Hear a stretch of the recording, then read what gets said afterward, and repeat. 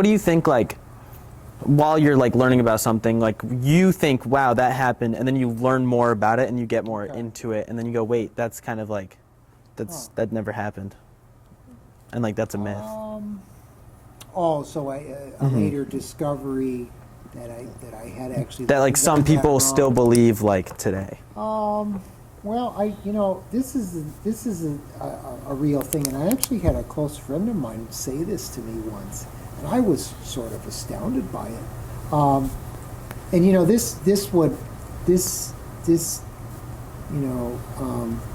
I'm totally discounting, matters of faith. It really has nothing to do with that. But I was, like I said, I was telling a good friend of mine who incidentally has a background in history himself. He was going to be a history teacher, but then he ended up doing something else. So generally he's pretty knowledgeable, but he said something I couldn't believe it. I had told him that, part of the course that I teach has to do with the Christian movement, the beginnings of it. And he said, he says, how do you teach that? And I said, well, what do you mean? I said, I talk about,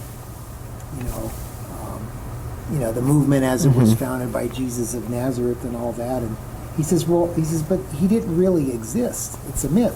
And I said, Jamie, I said, wait a second here. I said, we could say beyond a reasonable doubt. I said, Jesus of Nazareth, the person, did exist. I said, whether you believe that, he was the Messiah is a completely different matter. I said, but there was a real person.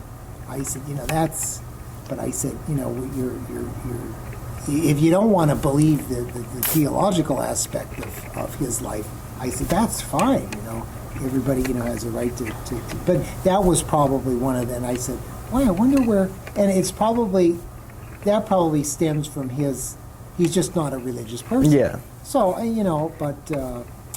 Because I didn't even know that, like, Jesus of Nazareth was like... Oh, I mean, yeah, there's no like doubt. a real guy. Yeah, there was no doubt. I mean, I guess the issue arises when the historical figure is associated with the Bible, Messiah, the Son of God, and then, and again, that's the theological side of things. But yeah, definitely the person, there are multiple ancient sources that, document his life. So, I would say that's probably the most the misconception that stood out for me the most over the course of my career. But I guess it's just one of those things.